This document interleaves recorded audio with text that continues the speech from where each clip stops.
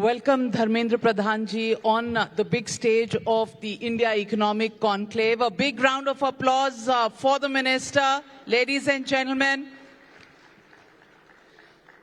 धर्मेंद्र प्रधान जी, पहले तो आपको बधाई दे दूं। हरियाणा के आप इंचार्ज थे और हरियाणा में सीधा लोकसभा की मायूसी के बाद छप्पर फाड़ के सीटें मिली और फिर महाराष्ट्र ने उसके ऊपर चार चांद लगा दिए।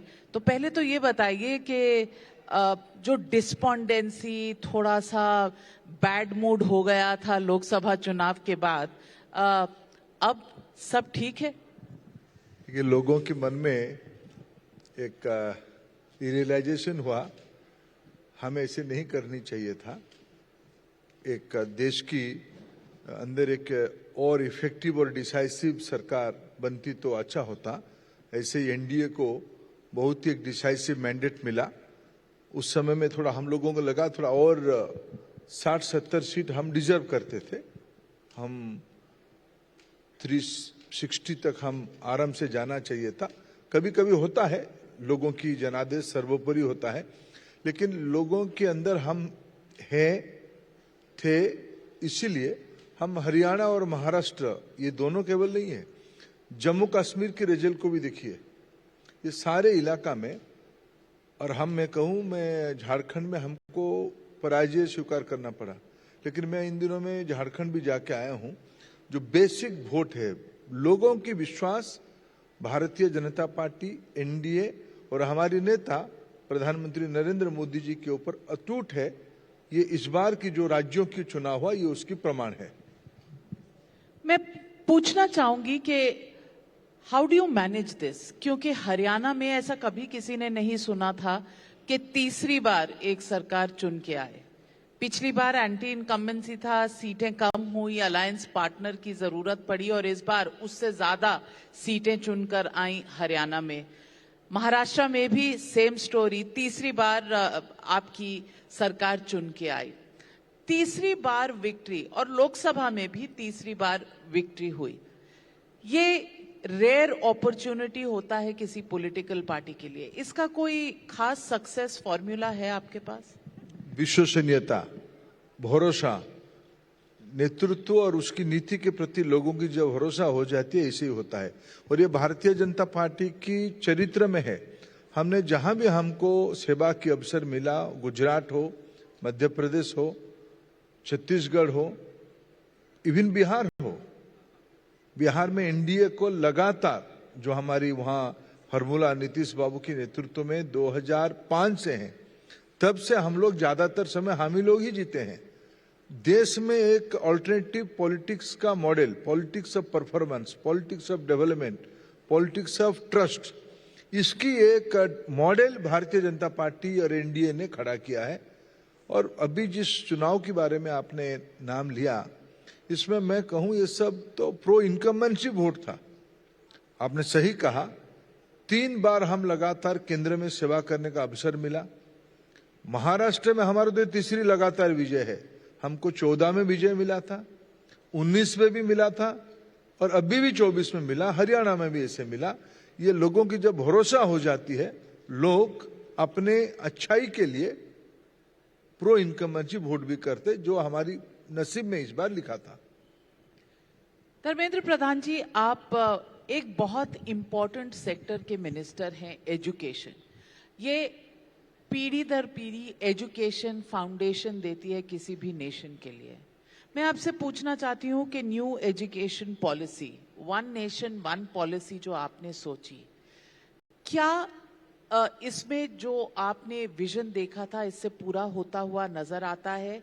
या कुछ सवाल जो लोग खड़े करते हैं कि भारत विभिन्न भाषाओं का, विभिन्न राज्यों का देश है, तो one education policy, one size may not fit all. आपके इस पर क्या विचार है? देखिए, हमने कभी नहीं कहा कि one education policy for entire nation. हमने ये कहा, देखिए इसमें तो इस एजुकेशन पॉलिसी की विशेषता क्या है। 34 साल के बाद, आफ्टर 34 इयर्स, भारत में एक महत्वाकांक्षी एम्बिशियस मसौदा प्रस्तुत किया, जिसमें पहली बार यह कहा गया भारत की सभी मातृभाषा, सभी स्थानीय भाषा, वो पंजाबी हो या बंगाली हो, गुजराती हो या उड़िया हो, तमिल हो या हिंदी हो, सभी भाषा राष्ट्रीय भाषा है। ये माननीय प्रधानमंत्री नरेंद्र मोदी जी की स्पष्ट अभिमत है। कल ही हम भारतीय भाषा दिवस मनाए हैं। 11 दिसंबर को हम सुब्रमण्यम भारती की जन्मदिन के अवसर पे भारतीय भाषा दिवस मनाए। उसकी मूल फिलोसफी यही है, भारत में अनेक भाषा की लोग हैं लेकिन सबकी आत्मा एक है। इसी को हमने राष्ट्रीय शिक्षा नीति में भाषा संबंध में कहा है। ये कोई अंतर विरोध नहीं है, एक सीमित दृष्टिकोण जो मैकॉले पद्धति के कारण हमारे देश में पिछले 2 दशकों में चली, इसके ऊपर हम लोगों ने एक इंटीग्रेटेड मॉडल, एक होलिस्टिक मॉडल, भारतीय मॉडल हमने राष्ट्रीय शिक्षा नीति के माध्यम से सामने लाया है, जिसमें अमूमन सभी राज्यों की, सभी स्टेक होल्डर्स की सहमति है। लेकिन जयराम रमेश जी कांग्रेस पार्टी के बड़े नेता हैं, उनका कहना है कि आप एक कॉन्फ्रंटेशनल फेडरलिज्म चला रहे हैं। जब NEET जैसे बोर्ड सेंटर से ऑपरेट होंगे ना कि स्टेट से, तो कहीं ना कहीं आप स्टेट्स के पावर्स छीन रहे हैं। देखिए, जयराम रमेश जी एक इंटेलेक्चुअली कंफ्यूज व्यक्ति है, मैं मानता हूं। इसीलिए ये उन्हीं की राज्य, मैं इसीलिए कह रहा हूं, जयराम रमेश जी मेरे आदरणीय उम्र में बड़े हैं, इसलिए मैं बड़े भाई कहूंगा, लेकिन अच्छे शब्द संयोजना करने से अपने विद्वता का परिचय नहीं होता है। आप कहना क्या चाहते हो, आपकी राज्यों की सरकार क्या कर रहे हैं? आप तमिलनाडु में किसी एक ग्रुप को खुश करने के लिए, आप आपकी राजनीतिक सहयोगियों को खुश करने के लिए आप नीट की मौका परिस्थिति से विरोध करते हो। आपके शासित राज्य में नीट लागू हो रहा है कि नहीं लागू हो रहा है? तेलंगाना में आपकी सरकार चल रही है, नीट वहां ग्राह्यता नहीं है। हिमाचल प्रदेश में आपकी शासन चल रही है, वहां नीट नहीं है। कल तक अब राजस्थान में थे, वहां नीट में बच्चे पढ़ते नहीं, परीक्षा नहीं देते थे। आपकी एक मूल उद्देश्य जो कॉम्पिटिटिव फेडरलिज्म वो कहते हैं, कॉन्फ्रंटेशन को एक मुद्दा बनाए हैं। देखिए, एक हमारी लोक भाषा में कहा जाता है, जो सो के जग के सोया होगा उसको कोई नहीं जगा सकता है। इसलिए जयराम रमेश साहब उस प्रकार की एक भ्रम में जीने वाले तत्व है। वो लोग उनको इसीलिए तो तीसरी बार सो भी पार नहीं करवाया। नाविका जी, इस बात को ध्यान रखो। अब तो हो गया वायनाड के बाद। वायनाड को एक्सचेंज हुआ ना ना ना ना ना ना एक्सचेंज हुआ नांदेड़। अच्छा चलो, गलती से। अच्छा, अब वो 100 टच हो गया तो गलती से हुआ। देखो, कहा मैंडेट तो मिलता है, मान बहुमत तो होती है 272 से, 272 से। अब इस पार्टी की हसर को देखो, लगातार तीसरी बार ये सब जो देख रहे हो ना आप, वो जो कॉन्फ्रंटेशन की बात कहते हैं, ये उनकी जो पार्लियामेंट में जो सीन बनते दिख रहा है, ये उनकी बार बार राष्ट्रीय स्तर पे और राज्यों में उनकी राजनीतिक दिवालियापन की ये कुंठा, उनकी फ्रस्ट्रेशन उनके सामने आ रही है, उनकी जुबान पे आ रही है। लेकिन 400 पार करने से तो थोड़ा रोक दिया उन्होंने आपको। वो तो रणनीति है। देखिए, उनके कारण नहीं हुआ है। हम अपना, इसलिए तो हमने जो हरियाणा और महाराष्ट्र में उसको हमने देखो, हमने तो किया। ऐसा नहीं, देखो राजनीति में कभी कभी रणनीति होती है, रणनीति कभी कभी पे चूक हो जाती है, उसमें स्वीकार करने में कोई विषय नहीं। और राजनीति की रणनीति को ऊपर नीचे करने की मालिक जनता होती है। हम हार को भी स्वीकार करते हैं, जीत को नम्रता से जिम्मेवारी मान के भी चलते हैं। हम ये नहीं कहते कि भाई हमको इलेक्ट्रॉनिक वोटिंग ने धोखा दे दिया, हम हार गए। हार के जीतने वाले को बाजीगर कहते हैं, तो आप बाजीगर हैं। नहीं, हम तो कार्यकर्ता हैं और हमारी नेता उस विषय में बहुत स्पष्ट है। हम सेवक हैं। हम लोगों की प्रजातंत्र में कोई बाजीगर वगैरह नहीं होता है, ये तो ऊपर नीचे होते रहता है। हम भी हारते हैं। अरे भैया, हम तो जमानत बचने में खुशी होने वाले ग्रुप थे। इस बार चुनाव में हमारे जमानत बच गई, चलो अगले बार देखेंगे, फिर हम काम पे लगते थे। 2 सीट से आज हम तीसरी बार लगातार अटल जी के नेतृत्व में 2 बार चुनाव जीते। फिर हम लोगों ने माननीय प्रधानमंत्री नरेंद्र मोदी जी के नेतृत्व में 3 बार चुनाव जीते। इसलिए हम तो हमारी मॉडल को लोगों ने स्वीकार किया है। धर्मेंद्र प्रधान जी, एजुकेशन के एरिया में आपने यूके की यूनिवर्सिटी ऑफ साउथहैम्पटन को एक पहली यूनिवर्सिटी, फॉरेन यूनिवर्सिटी जिसने इंडिया में कैंपस रखा है अगस्त में न्यू एजुकेशन पॉलिसी के तहत। आपको लगता है कि this will help the education system in India? देखिए, हमें हमारी देश की बच्चों को एक इंटरनेशनलाइजेशन की ओर ले जाना पड़ेगा। केवल साउथहैम्पटन नहीं, गुजरात में, गुजरात की गिफ्ट सिटी में 2 यूनिवर्सिटी, उलोंगम एंड डिकेन, दोनों यूनिवर्सिटी वहां अपना कैंपस, ये दूसरी साल होगा वह उनको चलने में। ऑस्ट्रेलिया की, यूके के, अमेरिका के बड़े रेपुटेड यूनिवर्सिटी भारत के साथ बात कर रहे हैं, यूजीसी के साथ बात कर रहे हैं, राज्यों में अपने पॉसिबिलिटी ढूंढ रहे हैं। रिसर्च इलाका में भारत एक नॉलेज सेंटर होने के कारण, ग्लोबल नॉलेज सेंटर होने के कारण इसकी अंदर बहुत शक्ति लोग दिखते हैं। और हमें भी अपने विद्यार्थियों को, हमारी बच्चों को भारत में ही एक ग्लोबल एक्सपोजर देना चाहते हैं। विश्व अभी छोटा सा गांव बन गया है। दुनिया की क्या क्या एस्पिरेशन है, क्या क्या एक्सपेक्टेशन है, हम भारत से ही केवल रह के चिंता नहीं कर सकते हैं। हमारी बच्चे बाहर भी जाते हैं, डीप टेक रिसर्च करते हैं, जाके वहां जाके इनोवेटर बनते हैं। हम, प्रधानमंत्री जी की सपना है भारत में इनोवेशन को, रिसर्च को एक सर्व लोगों की विषय बनाए, सभी विद्यार्थियों की विषय बनाए। इसलिए हमें इंटरनल कंपटीशन की आवश्यकता। हमारे आईआईटीज आज ग्लोबल हो रहे हैं, हमारी एनआईटीज अपने पराकाष्ठा दिखा रहे हैं, हमारी आईआईएम आज ग्लोबल 20 स्कूल की ग्रेडिंग में अच्छे नंबर्स पे आ रहे हैं, हमारी यूनिवर्सिटीज में ह्यूमैनिटीज की कोर्सेस विश्व में प्रिय है, उसके आकर्षण है। लेकिन इतने में हम संतुष्ट नहीं होते हैं। हमें हमारी नई पीढ़ी को भारत में ही एक ग्लोबल एक्सपोजर देने की दायित्व हमारी है। इसीलिए राष्ट्रीय शिक्षा नीति ने फॉरेन यूनिवर्सिटी रेगुलेशंस के बारे में, रिफॉर्म्स के बारे में रेकमेंड किया था, उसी को आगे बढ़ाते हैं यूजीसी अभी नया फॉरेन यूनिवर्सिटी रेगुलेशंस लाया, जिसके कारण Bharat being a knowledge centre, दुनिया की यूनिवर्सिटी अथॉरिटी की, लीडरशिप की आकर्षण का केंद्र बन रहा है। धर्मेंद्र प्रधान जी, कहीं ना कहीं हमारे देश के बच्चे बड़ी तादाद में बाहर भी पढ़ने जाते हैं। क्या ये एक तरीका है, अगर फॉरेन यूनिवर्सिटीज यहाँ भी अवेलेबल हो तो ब्रेन ड्रेन भी कम होगा, फॉरेन एक्सचेंज ड्रेन भी कम होगा? क्या इस तरह की नीति आपकी डिपार्टमेंट बनाएगी? देखिए, मैं आपको एक छोटी सी स्टैटिस्टिक्स बताता हूँ। हमारी देश में 40 मिलियन स्टूडेंट्स आज के दिन में हायर एजुकेशन में है, यानी 4 करोड़ बच्चे हैं। उनमें से सिर्फ 12 लाख बच्चे डिफरेंट कोर्सेस में बाहर जा रहे हैं। उसमें भी हमारी खर्चा बहुत हो रही है। हमें जाए, हमें कोई आपत्ति नहीं है, लेकिन हमें विषय खर्चा घटाने की नहीं है। विषय है ग्लोबल स्टैंडर्ड को। आज एप्पल जिस प्रकार की जियोपॉलिटिकल सिनेरियो बन रहा है, भारत 1+1 की फेवर्ड डेस्टिनेशन बन रहा है। हमारी यूनिवर्सिटी एआई की यूजी कोर्सेज खोल रहे हैं, हमारी यूनिवर्सिटी क्वांटम की एडवांस रिसर्च सेंटर खोल रहे हैं, बायो इकोनॉमी हमारी देश में एक पब्लिक मोमेंटम की ओर जा रहा है। ये सारे global 21st century knowledge skills हमारी एजुकेशन सिस्टम में आने की हमारी internal institutions are quite competent.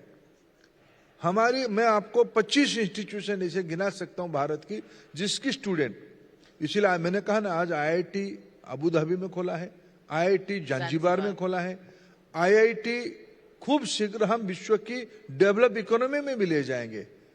IIM की, आईआईटी की, एनआईटी की, इंडियन स्टूडेंट्स की, एल्यूमिनस ग्रुप दुनिया के हर एक इकोनॉमी को मदद करते हैं। हमें ग्लोबल बनना पड़ेगा। विश्व की अर्थनीति अभी कोई स्पेसिफिक एरिया में रहने वाला नहीं है। ये फ्लो ग्लोबल होगा। We don't want to miss the bus. हमारी बच्चों को हमें उस बस में बिठाना ही पड़ेगा। एजुकेशन, स्किल्स और जॉब्स में एक अटूट रिश्ता है। how do you plan to link your education system to skilling and then from skilling to jobs? Because सबसे बड़ी जो इस वक्त हमारे लिए चैलेंज है वो है अवेलेबिलिटी ऑफ जॉब्स. आप इसका इंटीग्रेशन और इसका विजन क्या रखते हैं? देखिए, हमारी प्रायोरिटी है, हमें जॉब सीकर भी चाहिए, जॉब क्रिएटर भी चाहिए. 2014 में हमारे देश में हाथ में गिनने वाले स्टार्टअप्स होते थे. आज 1,40,000 स्टार्टअप रजिस्टर्ड है. उसमें यूनिकॉर्न भी अच्छे खासे संख्या में बन गए हैं. अच्छे खासा प्रोडक्ट भी भारतीय स्टार्टअप के अंदर से आ रहा है. स्किलिंग, रीस्किलिंग, अपस्किलिंग कि कंटिन्यूअस इकोसिस्टम भारत के एजुकेशन सिस्टम में एनईपी ने रेकमेंड किया है. पहली बार class 6 onward, 6 to 12, skill will be a regular subject. Previously, this kind of subject were elective, optional. But for first time, इस बार हमने 6वीं क्लास की नया किताब लाया, उसमें स्किल्स एक अलग सब्जेक्ट बना है. 6, 7, 8 स्किल ओरिएंटेशन होगा. 9, 10 इसमें स्पेसिफिक स्किल की ओर जाएगा. एंड 11, 12 में एकदम फोकस कर देंगे, जीरो राउंड कर जाएंगे. उसके अलावा विश्व में जिस प्रकार की nature of the job change हो रहा है, 2015 में अराउंड 28% जॉब अपना चरित्र बदल दिए. 2028 तक ये लगभग 45% अपने चरित्र बदलेंगे. तब हमारी रीस्किलिंग, अपस्किलिंग और इनएविटेबल हो जाएगा. केवल स्टूडेंट के लिए नहीं, भारत की वर्कफोर्स को रीस्किलिंग, अपस्किलिंग की ट्रैक में रखना पड़ेगा. भारत की नई पीढ़ी को, भारत के पास आने वाले 25 साल एक एडवांटेज रहेगा यंग पॉपुलेशन के नाते. एक डेमोग्राफिक डिविडेंड हमें हमारी देश में आने वाले 25 साल रहेगा. इसी 25 साल में भारत दुनिया की स्किल हब बने. लैंग्वेज प्रोफिशिएंसी चाहिए, ग्लोबल स्किल सेट्स चाहिए. इसलिए भारत अपने बायलैटरल नेटवर्क के माध्यम से आज भारत की कोई भी विभाग विदेश के साथ बात करता है, कृषि हो, एनिमल हस्बेंड्री हो या ट्रेड एंड कॉमर्स डिपार्टमेंट हो, एमईए तो उसकी लीड ही करता है, या एजुकेशन डिपार्टमेंट हो. ये सारा विषय में एक आज ग्लोबल जॉब मार्केट में भारत की मैन पावर की बहुत ही डिमांड है. उसको भी फुलफिल करने के लिए, जिसके कारण हमको बेस्ट प्रैक्टिसेस भी ध्यान में आता है, हम अपना स्टैंडर्ड को भी बढ़ाने का काम करते हैं. और भारत में जो निवेश आ रहा है, उनको भी स्टैंडर्ड मैन पावर चाहिए, क्वालिटेटिव मैन पावर चाहिए. इसलिए नेशनल एजुकेशन पॉलिसी एजुकेशन में ही स्किल, एंटरप्रेन्योरशिप, इसको एक हिस्सा बना रहा है. और कल जैसे माननीय प्रधानमंत्री जी भारत में 7th edition of smart India hackathon को लॉन्च किए. ये पहले से विषय नहीं था. भारत की नौजवानों को प्रोत्साहित करना, उनको इनोवेटर की ओर ले जाना. आज 10,000 अटल टिंकरिंग लैब प्रधानमंत्री जी की विजन के कारण हम देश में खुल पाए. स्कूली बच्चे इनोवेटर बने, जर्मिनेशन शुरू हो उनके मन में. बच्चों, एपीजे अब्दुल कलाम अपने गांव में बैठ के नौका में देखे कि रॉकेट जा रहा है, प्लेन जा रहे, तो रॉकेट साइंटिस्ट बने. आज हमारी देश की बच्चों को हमें उस प्रकार के कल्चर में लाना पड़ेगा. एनईपी उसके बारे में ही कहा है, सरकार उसी को फोकस तरीके पे काम कर रही है. लेकिन राहुल गांधी का कहना है कि आप एजुकेशन पॉलिसी आरएसएस डिक्टेटेड बना रहे हैं. आप पुरानी इतिहास की किताबें, हिस्ट्री की किताबों को बदलकर अपनी इंटरप्रिटेशन ऑफ हिस्ट्री को डाल रहे हैं. क्या जवाब देंगे उन्हें? देखिए, राहुल गांधी जी को रुचि किस विषय में है, राहुल गांधी जी कह पाएंगे. क्या उनकी समझ है, मैं तो समझ नहीं पाता कभी. अभी जिस भाषा में, क्या क्वांटम के बारे में बच्चों को पढ़ाना, 6th स्टैंडर्ड से उस टर्मिनल से जोड़ना, ये आरएसएस की एजेंडा है क्या? और आरएसएस की एजेंडा है तो गलत क्या है?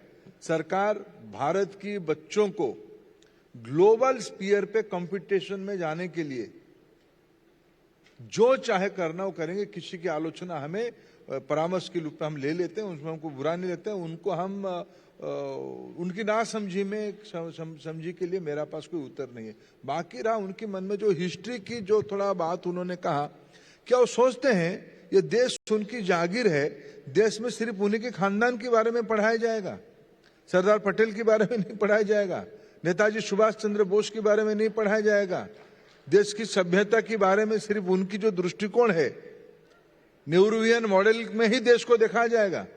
एक डेमोक्रेसी है, लोगों ने हमको आशीर्वाद दिया है, देश की जो रेनेसांस हुए हैं, ये सभ्यता किसी की दया के पात्र नहीं है, ये अपने आप में एक दुनिया है। इस दुनिया के लेयर समय समय से बदलते रहा है, नए नए डायनेमिक्स पे आए हैं। उनकी कुंठा है कि उन्होंने बड़े सफलता के साथ एक ही खानदान के आधार पे दुनिया को देखने का और बनाने का उनको एक अभ्यास हो गया है, इंटॉक्सिकेशन उनके अंदर हो गया है, नशा उनमें आ गया है, हम ही हम है। ये सामंतवाद का लक्षण है। उन सामंतवादियों को क्या कहेंगे डेमोक्रेसी में? लोग इसीलिए उनको जहां रखना चाहिए वहीं रखते हैं। राहुल गांधी को नशा आ गया है उन्हीं के परिवार का। हाँ, सत्ता की नशा है ही उनके मन में। उनके मन में आ रही है कौन लोग? उनके शब्द देखिए, उनको बैठने का तरीका देखिए पार्लियामेंट में, उनके आचरण को देखिए। मैं कंटेंट को तो कभी नहीं जाता हूं, किस ढंग से आके रहते हैं, उनके मन में क्या रहता है। ये कैसे चाय बनाने वाले का व्यक्ति को, दिल्ली में नहीं रहने वाला, जिनको कोई रसूखदार नहीं है, ये कैसे लोग यहाँ आके लोगों के सामने बैठ जाते हैं, हमारी जान में बैठ जाते हैं, जहां हमारी पीढ़ी दर पीढ़ी हम लोग बैठे थे, ये कैसे बैठेंगे? ये जो सामंतवादी मनोवृत्ति है ना, इसको बार बार डेमोक्रेसी उनको अपनी जगह दिखा रही है। ये कष्ट उनके मन में। आप उनका मन भी पढ़ लेते हैं? देश पढ़ चुका है, इसीलिए उनको ही बिठाया है। आप बॉडी लैंग्वेज, उनका मन में क्या ख्याल है? अरे नाविका जी, जिस ढंग से और बैठते हैं, मैं मेरे स्कूल कॉलेज के दिनों में मैं एक बार मेरे प्रोफेसर्स के सामने मैं थोड़ा अपने एक पैर के ऊपर दूसरा पैर रख के बैठ गया। मेरे जो डिपार्टमेंट की एचओडी थे, मेरे को बाद में 1 घंटा गाली दिए थे कि बड़ों के सामने बैठना कैसे, इसको इतना तो तुमको ध्यान में आना चाहिए। हमारी देश सभ्यता की देश है। मैं किसी की व्यक्तिगत आचरण के बारे में मेरे को कुछ नहीं कहना है, लेकिन अगर आप एक सार्वजनिक जिंदगी में जीना चाहते हो तो आपकी सार्वजनिक शर्त में ही रहना पड़ेगा, और लोगों की विचार सबके ऊपर होती है। प्रधान जी, मैं पूछूंगी कि क्या कारण है कि हमारा देश का जो संसद है वो आज का यंग इंडिया भी देखता है कि वहां आचरण क्या है, और आचरण देखें तो एक तरफ दूसरी तरफ को दोष देता है, लेकिन पार्लियामेंट स्थगित है, पार्लियामेंट में काम नहीं चल रहा, ये देश भर में दिख रहा है। मैं पूछना चाहती हूँ कि इसका कारण क्या है, और इस लॉकजैम को तोड़ने का कोई फॉर्मूला है या नहीं? ये सरकार पूरी प्रयास कर रही है विपक्ष के साथ चर्चा करके सदन चले, सदन वितर्क के लिए है, इसलिए तो हमने उसकी रूटीन बनाई है, उसमें विषय डाला है, उसमें हम आगे बढ़ना चाहते हैं। लेकिन विपक्ष के पास भी उतनी ही जवाबदेही है। उन्होंने डेमोक्रेसी के ऊपर बहुत बड़ा मुद्दा बनाया। उन्होंने कहा उसमें डिबेट होनी चाहिए, सरकार कुंठा नहीं की, सरकार ने उस चर्चा को स्वीकार किया। 13-14 तय हुआ है लोकसभा में चर्चा होगी, 16-17 को राज्यसभा में चर्चा होगी। हम अपेक्षा रखेंगे, मैं आपकी टीवी के माध्यम से, चैनल के माध्यम से निवेदन करूंगा विपक्ष को, जो आज इकट्ठा नहीं है, उनके वहां तो झगड़ा शुरू हो गया है, इंडी की नेतृत्व कौन करेगा, यह एक उनकी घरेलू बात है। लेकिन लोकसभा चले, राज्यसभा चले, जो ज्वलंत मुद्दा है वो उसके ऊपर चर्चा हो। सरकार सभी प्रकार की चर्चा संविधान के तहत करने के लिए पूरा खुले मन में तैयार है। विपक्ष को भी उस हिसाब से आगे आना चाहिए। लेकिन अगर आप ऑपोजिशन के बारे में कह रहे हैं, वो मास्क पहनकर आते हैं, बाहर फिल्म बनाते हैं, एक्टिंग होती है, थिएटर होता है, कभी टी शर्ट पर स्लोगन्स लिखे होते हैं, मीम्स होते हैं, कभी बैग बनते हैं, तो नहले पे दहला आज कुछ मंत्री भी ऐसे पोस्टर लेकर पहुंच गए। ये सिलसिला रुकेगा कहां जाकर, देश की जनता ये जानना चाहती है। यानी संसद गंभीर चर्चा के लिए है, ये सभी के लिए आवश्यक है। तो आप अपने मंत्रियों को, अपनी एमपीज को ये हिदायत देंगे? देखिए, हम सब संविधान की और दोनों सदनों की जो अध्यक्ष होते हैं, लोकसभा में परम आदरणीय स्पीकर महोदय और राज्यसभा में परम आदरणीय सभापति जो देश की उपराष्ट्रपति है, उन दोनों की जो नियमावली है, वो तो आपने मन से कुछ नहीं कहते ना। नियमावली के तहत जो विधेय है उसको सभी के लिए, मैं एक सांसद के नाते, मेरे जो संसदीय जीवन की अनुभव और अनुभूति है, जिन लोगों को मैंने संसद में आया तो अटल जी को हमने देखा है, माननीय आडवाणी जी को देखा है, हमने वी शंकरानंद जी को विपक्ष में देखा है, प्रणब मुखर्जी साहब को देखा है। हम उन लोगों से जो संस्कार लिए हैं, सीखे हैं। संसद वितर्क के लिए है। प्रजातंत्र में सबसे बड़ा अस्त्र संसद में वितर्क है। इसको पक्ष विपक्ष दोनों ने स्वीकारना चाहिए। जिंदगी कुछ बदली आपके लिए? पहले राज्यसभा में, अब लोकसभा में, डिफरेंस क्या है? यानी मैं लोकसभा से शुरू किया, नाविका जी आप भूल रहे हो। आपकी मेरे जब परिचय हुआ दिल्ली में, मैं तब लोकसभा में था। लोकसभा, राज्यसभा, फिर लोकसभा। बीच में मैं राज्यसभा में रहा। बहुत समय, दो टर्म मैंने, एक टर्म लोकसभा में रहा, फिर 2 टर्म राज्यसभा में रहा, फिर इस बार लोगों के आशीर्वाद से मैं लोकसभा में आया हूं। लोकसभा होता है। डिफरेंस क्या होता है? देखिए, लोगों की सीधा अपेक्षा, रात को 2 बजे भी फोन आएगा आप उठाने के लिए, और उनको एक, आप उठाओ ना उठाओ, उनको प्रजातंत्र में उस अपेक्षा को पूरा करने के लिए आपको तंत्र बनाना ही पड़ेगा। जरूरी नहीं आप 2 बजे इसे फोन उठाओगे, लेकिन लोगों की जो अपेक्षा है, लोगों की जो प्रत्यक्ष दुख कष्ट, उनकी मन की आवेग, एस्पिरेशन, इमोशन, ये सब सीधा आप लोकसभा में जब सदस्य बनते हो तब आपको कंस्टिट्यूंसी में जाना पड़ता है, लोगों के पास जाना पड़ता है, उनसे जब मिलोगे, निश्चित रूप में वे जब आओगे आप हाउस में लौट के, जिस भी भूमिका में आओगे, सत्ता में हो या विपक्ष में, उसकी प्रतिफलन हो ही जाता है। राज्यसभा थोड़ा और परिपक्व तरीके से चीजों को लेके आता है, वो भी एक महत्वपूर्ण सदन है। धर्मेंद्र प्रधान जी, आज कैबिनेट में बड़ा फैसला हुआ 1 नेशन 1 इलेक्शन का। ये 1 नेशन 1 इलेक्शन कब तक हो जाएगा? और विपक्ष का कहना है कि आप 1 नेशन 1 इलेक्शन नहीं, आप 1 नेशन 1 पार्टी बनाना चाहते हैं। अभी तो संसद ही चल रहा है, संसद में सारा विषय चर्चा होगी। ये तो बहुत, आजकल संसद में तो चर्चा हो मैं नहीं तो रही ना। नियम से चलने वाला हूँ। संसद जब चलती सब है, कुछ तो संसद के बाहर हो रहा है। संसद जब चलती है, इस प्रकार की कोई भी विषय पे संसद में ही चर्चा, अगर कुछ हुआ होगा तो संसद में चर्चा होगी। धर्मेंद्र प्रधान जी, आप आज विपक्ष को क्या मैसेज देना चाहेंगे ताकि संसद तमाशा कम और विमर्श का केंद्र ज्यादा बने? देखिए, भारत एक मजबूत प्रजातंत्र है। हंगामा से, हुड़दंग से इस प्रजातंत्र का अपमान किसी को भी करना नहीं चाहिए। इसमें मैं खुद को भी शामिल करता हूं। संसद प्रजातंत्र में, फिर मैं कहूं विनम्रता के साथ, वितर्क की महामंच है। उसमें सबके अधिकार है। लोगों ने हमको चुन के भेजा है। विपक्ष को भी लोगों ने, अगर वो 100 है तो उनको भी लोगों ने चुना है। अगर उनकी मित्र साथियों को चुना है, उनका भी अधिकार है। सभी को अपने मन की बात, अपने अनुभव के आधार पे, अपनी जो राजनीतिक सूझबूझ है, उस हिसाब से लोगों की बात को कहने की जिम्मेवारी बनती है। इसलिए संसद सुचारू रूप से चलनी चाहिए। मैं सभी सांसद मित्रों को, विशेष करके विपक्ष के मित्रों को निवेदन करूंगा, उनके मन में जो भी सरकार के प्रति कटुता है, आरोप है, प्रत्यारोप है, ये सब संसद में नियमावली के तहत करे। हुड़दंग मचाने से प्रजातंत्र का अपमान होता है। वो असंवैधानिक काम से निवृत्त होकर संवैधानिक व्यवस्था में आए।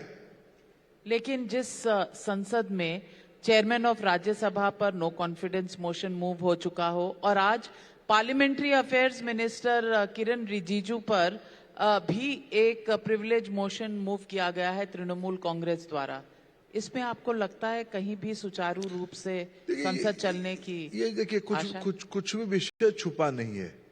कल भी संसद में हमारे कुछ मित्र साथियों के द्वारा किस प्रकार के शब्द सब लगाए गए हैं। देखिए, अमर्यादित किसी को भी नहीं होनी चाहिए। उपराष्ट्रपति देश की उपराष्ट्रपति है। मैं भी लोकसभा में 2004 से 9 तक था। उस समय में ग्रेट पार्लियामेंटेरियन स्वर्गीय सोमनाथ बाबू स्पीकर थे। उस समय में जो लोग आप रिपोर्टिंग किए हो उनका भी आपका भी एक गैलरी से अनुभव है। हम उस समय से भी लड़के आए हैं। देखो, हम तब भी कभी ग्लानि हमारी मन में नहीं था कि हमको उन दिनों की स्पीकर महोदय ने हमको अनदेखा किया। ठीक है, उनका एक दृष्टिकोण था, हमारा भी एक मत था और हम मत को रखते थे। आज भी मत को, आज जगदीप धनखड़ साहब को कुछ कोई कहे, जिस प्रकार से उनको आज लाया गया है, ये बहुत प्रजातंत्र में बहुत ही दुर्भाग्यजनक है। एक देश की विद्वान व्यक्ति है और उनको इस प्रकार कोई भी संविधान की पद में असहमति मैं स्वीकार करता हूं, आलोचना को भी स्वीकार करता हूं, लेकिन आज कांग्रेस पार्टी की मन में, मैं फिर नाविका जी कहूंगा, कांग्रेस पार्टी एक दिवालियापन की दौर में चल रहा है। उसके कारण जो कहते हैं कि एक लोक भाषा में और हिंदी की लोक साहित्य में कहा जाता है, व्यक्ति ने आपा खो दिया है। वो आपा खोने वाले ग्रुप हो चुके हैं कि वो होश में नहीं है कि भाई कर क्या रहे हैं। वो करना चाहिए, वो अपने मन को स्थिर रख के थोड़ा प्रजातंत्र को विश्वास रखते हुए, अगर वो संविधान का किताब जो दिखाते हैं, लेके घूमते हैं ना, उसमें जो 2-4 प्रियम्बल में जो चीज लिखा है उसको अगर पढ़ ले 3-4 बार सुबह सुबह, तब शायद वो संसद में डिबेट के लिए आ जाएंगे।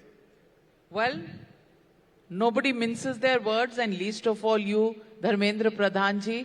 मैसेज क्लियर है, आगे क्या होगा जनता भी देख रही है और हम सब भी देख रहे हैं। लेकिन आज हमारे साथ जुड़ने के लिए और अपना विजन शेयर करने के लिए बहुत बहुत धन्यवाद Dharmendra Pradhan ji. Ladies and gentleman, big round of applause for the union minister. Thank you very much once again for being here with us.